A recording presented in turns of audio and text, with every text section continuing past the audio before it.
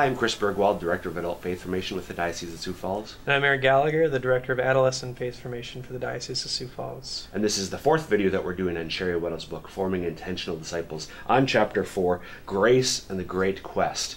One of the things that I love about the chapter is that subquote that she begins it with, subtitle rather, from Mark Shea, Grace is grace, not magic. And that's sort of a theme that runs throughout.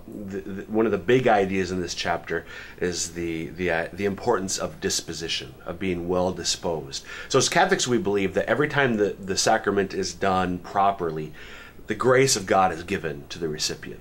So when I go forward to receive communion, if the priest says the right words and has the proper intention, I am receiving the body, blood, soul, and divinity of Jesus Christ. And the same is true with all the other sacraments. I receive the grace, the power of God in all of them. But that doesn't necessarily mean, as we know from our own experience, that we automatically become saints. The importance is that I have to be well disposed. I have to be attentive. I have to be in the right frame of mind. I have to desire it. I have to want to grow in my relationship with God. When that disposition is there, then the grace will bear fruit. And that's the idea. Grace doesn't bear fruit just automatically. You have to have the proper disposition. The recipient has to have the proper disposition in order for grace to bear fruit. And her point, again, which I completely agree with, is that we have to emphasize that reality. We can't just say, well, as long as we give the sacraments to people, that they'll become disciples. No, they have to be taught. You need to be well disposed. You have to be properly disposed in order for that grace to bear fruit.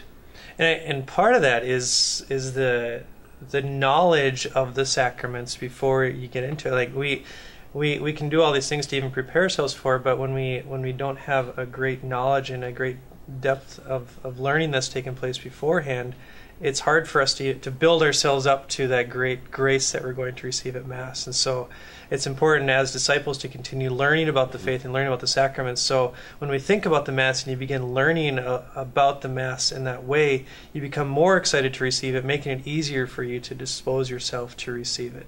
And so it's something we think that, okay, now I've received the Eucharist, now Lord, give me everything I need to go and do it. No, He already gave you everything. Right.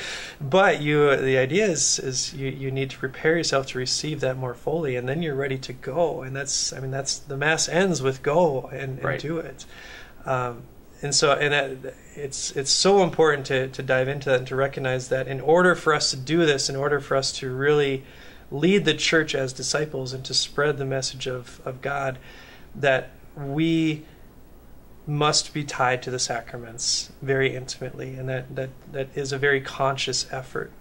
And one of the things in the Catechism that she talks about in 1072, paragraph 1072, the Catechism states that the liturgy must be preceded by evangelization, faith, and conversion.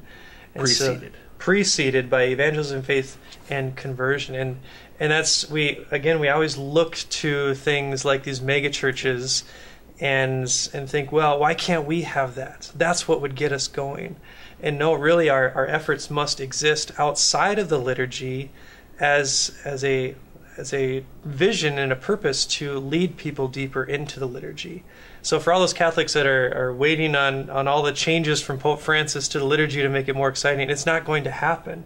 And you can see he's bringing out that great love and that great passion for people that's leading them into deeper conversion, so that the Mass becomes more complete to them and more full to them in their own minds, and they're able to receive that. Right, and it's not that we grow deeper in conversion at Mass, but we can't look to the Mass or the other sacraments as sort of the conversion engines that kickstarts everything.